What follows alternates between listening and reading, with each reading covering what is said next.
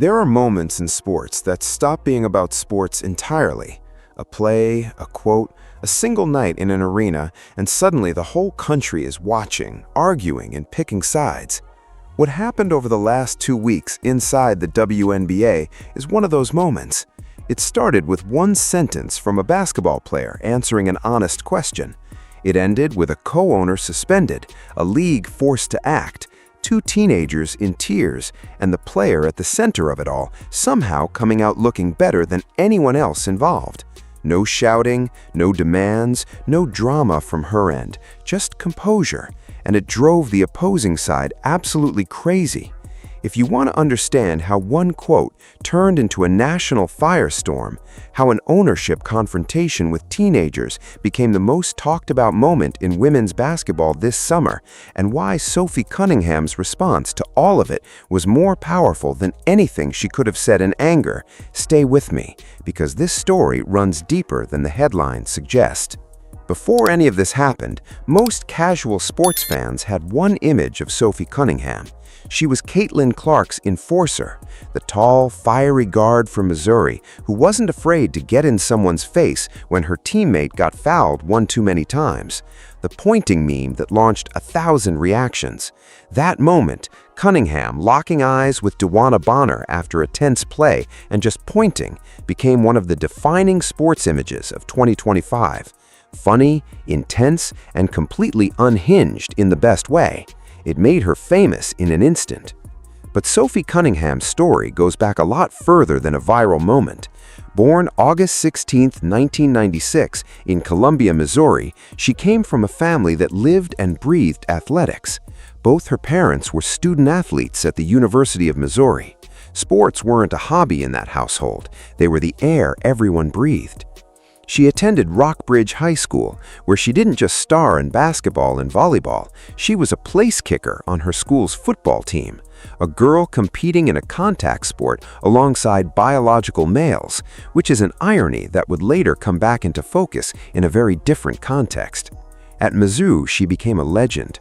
4 years, 3 consecutive first-team All-SEC selections, SEC Freshman of the Year in her very first season, and by the time she was done, she was the program's all-time leading scorer, 2,187 points. No one in that school's history had scored more. She was inducted into the Mizzou Athletics Hall of Fame in 2025, the first inductee in the inaugural class. When the honor was announced, she responded on social media, speechless for once, brought me tears of gratitude and nothing but love. For someone who built her reputation on being outspoken and fearless on the court, that kind of humility told you something real about who she actually is. The Phoenix Mercury drafted her 13th overall in the 2019 WNBA draft. She spent 6 seasons there, solid, productive years, before a 4-team trade in early 2025 landed her in Indianapolis alongside the most talked about player in women's basketball, Caitlin Clark. That pairing would change everything, because when Clark arrived and drew national attention at a level the WNBA had never seen before, everyone around her got pulled into the spotlight too, including Cunningham, and that spotlight, once it found her, never really let go. The MAGA Barbie nickname appeared organically. No one planned it. It spread through social media the way these things always do, fast, reductive, and completely detached from nuance. She's white, blonde, from Missouri, defends her conservative-leaning teammate, and doesn't back down from confrontation. The internet filled in the rest. But when the New York Times gave her a platform to address it directly, she didn't dodge.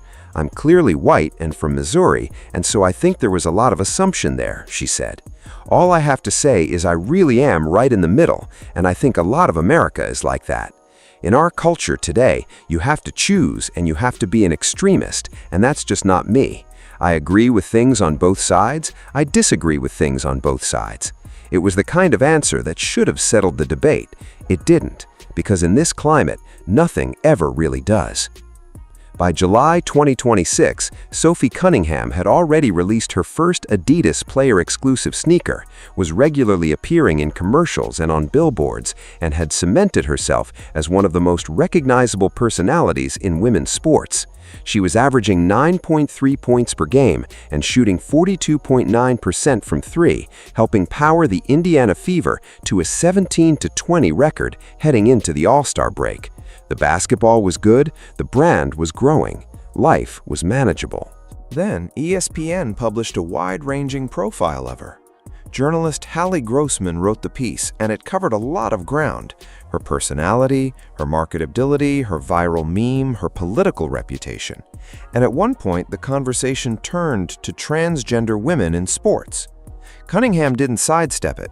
She'd been asked about it before, she knew where she stood, and she said it clearly. "I got a lot of negative feedback about me hating trans," she told ESPN, and I'm like, I never once said that. She then explained her actual position. "I think that I am here to extend love, but I also think with that love is truth, being honest, and I want to protect young girls in a locker room or young girls in sport who shouldn't have to go against biological men." That was the quote. Not a manifesto, not a policy proposal, not a call for anyone to be banned or excluded or targeted. One sentence about wanting to protect young girls in competitive sports. The day after the piece published, reporters asked her about the response it had generated. She didn't retreat. "I said what I said," she told them. "I think it's kind of common sense." What happened in the next 48 hours was something she almost certainly didn't anticipate, even if she had prepared herself for some reaction. The quote was clipped, shared, posted, debated, amplified, and weaponized in every direction at once. Morning shows picked it up. Political commentators weighed in. The White House press secretary, Carolyn Leavitt, publicly praised Cunningham, calling it astonishing to see the backlash she was receiving from Democrats and left-wing figures across the country. Donald Trump's inner circle amplified the message. J.K. Rowling, who has become one of the most prominent voices in global debates about gender and sport, threw her support behind Cunningham publicly.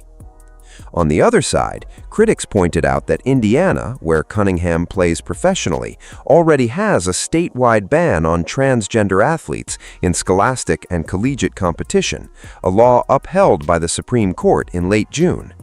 They noted that not a single transgender athlete had ever played in the WNBA.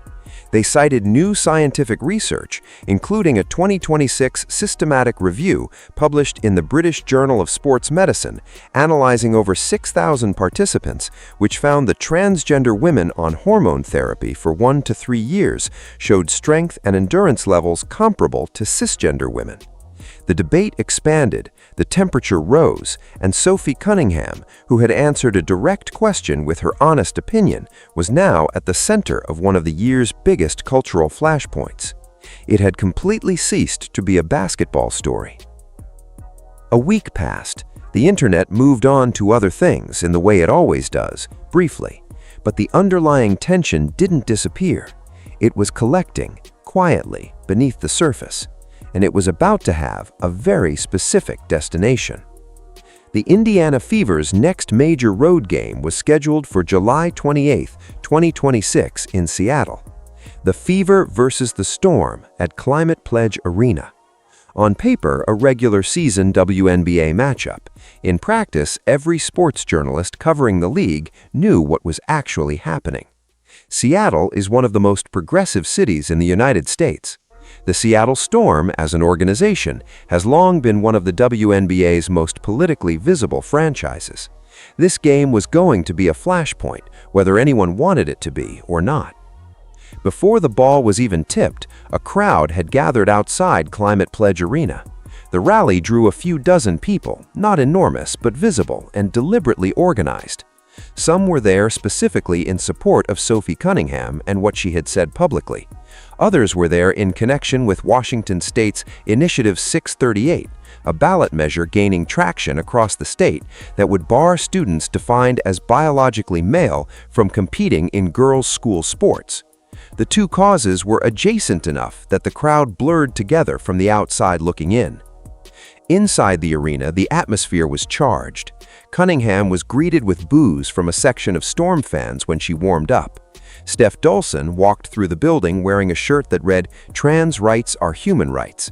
No one stopped her at the door. No one confronted her. No security personnel intervened. She wore the shirt freely and openly in her own arena, which is entirely her right. Nobody disputes that. Meanwhile, two 16-year-old girls took their courtside seats. They were wearing XXXY Athletics shirts, a brand that advocates against the inclusion of transgender women in women's sports. The chromosomes on the shirt are a reference to biological sex, and they were carrying handmade signs. One read, "We love you, Sophie." The other read, "Thank you, Sophie, for speaking up for girls." That's it. No slurs, no targeted language, no calling out any player by name in a negative way. Just gratitude, expressed simply, directed at one visiting player who had said something they agreed with. Two teenage girls at a basketball game, holding a thank you sign. What happened next is where this story goes somewhere no one expected. Celeste Keaton is not a household name. She became a minority co-owner of the Seattle Storm in 2024, joining a group that includes majority owner Jenny Gilder and Hall of Famer Sue Bird, whose investment in the franchise had drawn major national attention when it was announced. Keaton, by contrast, had largely remained behind the scenes until July 28th. According to the two teenagers and independent Seattle-based journalist Brandi Kruse, who was in the arena that night and accompanied the girls in the immediate aftermath of the game, Keaton approached the two 16-year-olds during the game itself. What followed, by their account, was not a quiet conversation. Keaton allegedly called them fucking insane, screamed at them, and made them feel scared enough that they put their signs down and stopped holding them for the rest of the game. "I've never been yelled at like that," one of the girls said afterward on Kruse's podcast. "She started screaming at us and cussing at us." The other girl described how she had been brought to tears before the game had even ended. What had started as an exciting night at a basketball game, wearing their shirts, holding their signs, cheering for a player they admired, became something personal and frightening in a matter of minutes. A second woman, separate from Keaton, also approached the teens during the game. This woman invoked religion, telling them that Jesus loves everyone, and then pivoting to express her hope that Jesus could forgive them for their sins. "I was like, I know Jesus loves everyone, I'm religious." And then she said, "I hope God can save you," one of the girls recounted. When a fan who witnessed what was happening tried to report the incident to arena security in real time, they were told to email the front desk. Let that sit for a second. A co-owner of the home team screamed profanities at two 16-year-old fans courtside in front of thousands of people, and when someone tried to escalate it to building security, the answer was, "Send an email." No immediate response, no staff de-escalation, no one pulled aside, no apology in the moment. Two sobbing teenagers with a thank you sign, and the building treated it like a customer service delay rather than an urgent situation requiring immediate attention. Brandi Kruse wrote about what the girls told her the following day. Within hours, the story was everywhere. Basketball Twitter absorbed it almost instantly. Video circulated, Keaton's identity was confirmed and spread, and suddenly a story that had already been national news became something even larger, because now it wasn't just about a player's opinion, it was about a professional sports co-owner cursing at children for carrying a sign that said thank you. Here's the timeline, because the timeline matters. Tuesday night, July 28th, the confrontation happens, the girls are in tears, the arena does nothing. Brandi Kruse is with the teenagers after the game. Wednesday morning, Kruse publishes her account. The girls speak publicly on the podcast. Video begins circulating. By this point, the WNBA had first-hand testimony from both victims, a journalist's eyewitness account, confirmed video, and the identity of the co-owner involved. Everything needed to act was sitting right there. The Storm released a statement Wednesday. Majority owner Jenny Gilder wrote, "We are aware that one of our co-owners made comments to two fans in attendance at last night's game. We apologize that this happened. Everyone who comes to a Storm game should feel welcome, and we remain committed to fostering an inclusive environment where every fan is treated with respect. Read it back slowly. Keaton is not named. What she actually said is not described. The statement offers no explanation of what happened, no personal accountability from Keaton herself, no announcement of any internal action. To extract even that much from the organization required a viral post and overwhelming media pressure. Not internal review, not genuine moral reckoning, just damage control, dressed in the language of inclusion. Thursday, 2 full days after the incident, the WNBA confirmed its decision. Celeste Keaton was fined an undisclosed amount and suspended from attending the Storm's next 5 home games. It was a significant consequence. Ownership suspensions are exceptionally rare in professional sports. The league doesn't hand those out casually. But the timeline is what it is. Other sports leagues have responded to viral fan incidents in hours. The WNBA had everything it needed by Wednesday morning, and the official punishment didn't come until Thursday.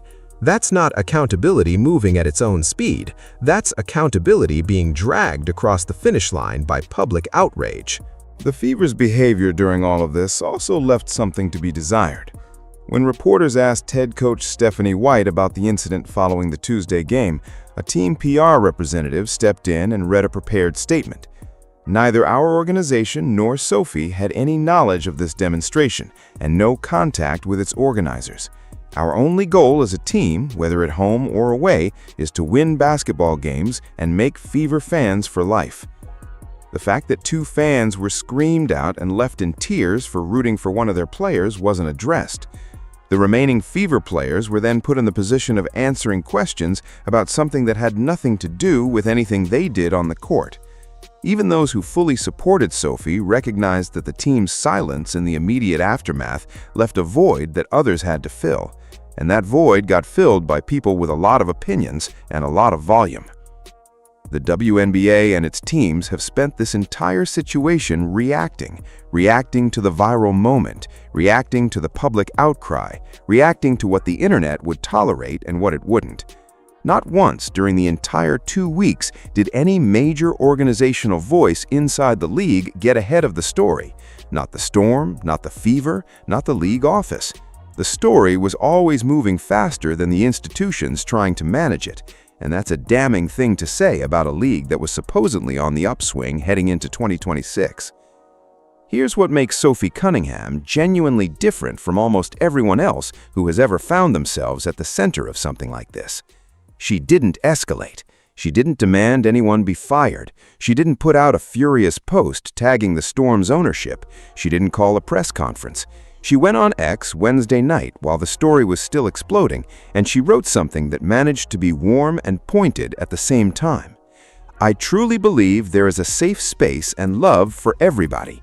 Biological girls, biological boys, trans women, and trans men. Everyone is welcome at my table. You can disagree and still be kind. Then she addressed Keaton directly, though without naming her by name. Truly embarrassing of the co-owner. Unfortunately, shows the type of leader she is. And then, in the move that no one expected but everyone remembers, bravo to those girls for standing up for what they believe. You'll be hearing from me soon. Yay for gifts. She was going to personally reach out to the 2 teenagers, send them gifts, turn the worst night of their young lives into a memory they'd actually cherish. She didn't have to do that. No publicist suggested it, no crisis management team scripted it. It was just a person using her platform to make 2 kids who'd been publicly humiliated feel like someone noticed and cared. That combination is genuinely rare. She extended an olive branch to both sides of the argument, reaffirmed that she believes in love and inclusion for everyone, and simultaneously made it unmistakably clear that what happened to those girls was wrong, and that it reflected poorly on the person who did it. No rage, no victimhood, no martyrdom, just clarity and kindness delivered at the same time in the same message, in the same breath. And it hit harder than any furious statement could have. Her cool, composed response caused more damage to the opposing narrative than anything delivered in anger. She hadn't raised her voice once. She'd said what she believed, stood by it, and let everyone else's reaction do the talking. While institutions were slow-walking their accountability, the market was moving at full speed in a completely different direction. Sophie Cunningham's first Adidas player-exclusive sneaker, the Crazy Energy PE, a vivid pink gradient with cream accents and light blue details, dropped on July 24, 2026. She posted a video on social media. "Today's the day. Who's ready for the drop?" The post pulled over 500,000 views in the first few hours, and the shoes, gone. Both men's and women's sizes sold out across Adidas.com and Dick's Sporting Goods in under an hour. She thanked her supporters afterwards. "You guys really showed up. Nothing but genuine love for y'all." For context, in a league where signature shoe deals are reserved for players like Caitlin Clark, Sabrina Ionescu, Angel Reese, and A'ja Wilson, Sophie Cunningham getting her own player-exclusive colorway and having it sell out in under 60 minutes is a massive commercial statement. Her jersey simultaneously became the second best-selling in the entire WNBA, behind only Clark. She's on billboards, she's in national commercials, she has a shoe, she has a jersey that people actually buy in meaningful numbers. This is what real cultural influence looks like when it translates into economic reality. Every time she doubled down on her position, every time she refused to soften what she'd said, the support didn't shrink, it grew. The backlash was loud and it was real, but it was also not the whole story. And the market, which doesn't care about Twitter sentiment or cable news takes, made that very clear. There's a detail in this entire story that keeps getting glossed over, and it deserves to be stated plainly. Stephanie Dolson, a center for the Seattle Storm, wore a "Trans Rights Are Human Rights" shirt into Climate Pledge Arena on the night of July 28th. Nobody stopped her at the door. Nobody confronted her. No security personnel approached her. She wore it freely, as she absolutely should have. She has every right to express her views, especially in her own arena, and no one is disputing that. Meanwhile, two 16-year-old girls sat courtside with a sign that said, "Thank you, Sophie, for speaking up for girls."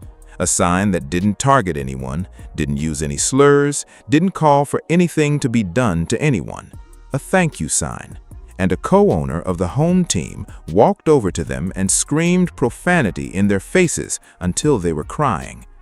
No one can look at those two situations side by side and pretend the standard was applied consistently. One form of political expression was permitted without comment. Another form of political expression from the opposing side got its holders verbally attacked by someone in a position of power. And when one of those girls tried to report what was happening through the proper channels, she was told to send an email. That inconsistency is ultimately what this entire story is really about. Not Sophie Cunningham's opinion on trans athletes, not the rally outside the arena, not even Celeste Keaton's suspension.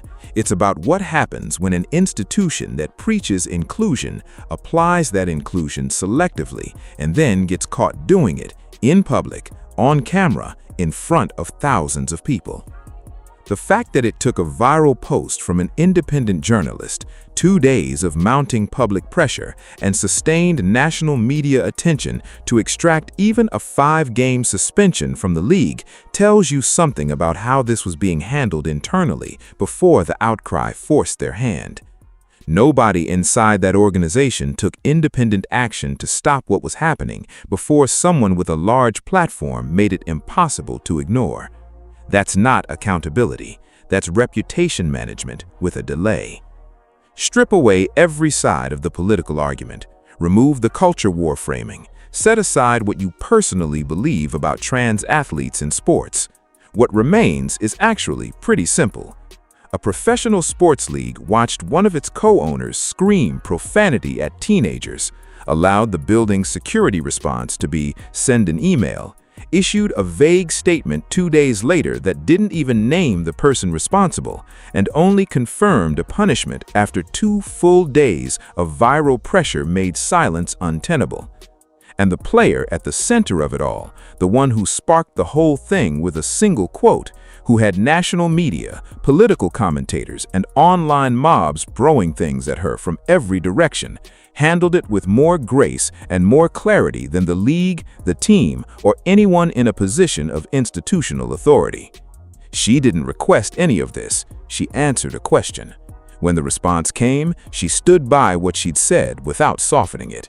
When the two teenagers were humiliated, she didn't perform outrage. She promised them gifts and actually meant it. When the co-owner was suspended, she didn't celebrate. She moved on. That composure, more than any statement or press conference, is what keeps this story alive, because the harder people push against her, the steadier she looks. And the steadier she looks, the worse everyone around her appears by comparison. Support for Sophie Cunningham has done nothing but increase since the night of July 28th. Sage Steele and a growing number of media personalities have publicly backed her. The White House has weighed in. 2 more rallies in her support have been announced at upcoming Fever road games.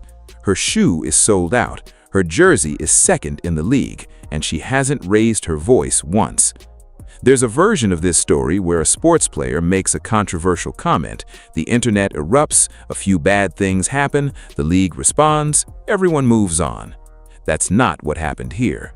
What happened here is that every step of the institutional response, from the arena's non-reaction in real time, to the Storm's name-free apology, to the league's 2-day delay, made the original story bigger, not smaller. And the person who was supposed to be on the defensive ended up looking like the only adult in the room. She never asked for the platform. She's not sure she wants it, but she has it now, and she has not once given anyone a reason to say she handled it badly. In a moment when everyone was watching to see who would blink, Sophie Cunningham didn't blink. And that, more than the quote, more than the shoe sellout, more than the suspension, is the story that's going to be remembered when this particular news cycle finally moves on. If you found this video interesting, drop a comment below, and don't forget to subscribe. This story is still developing, and when it does, you'll want to be here.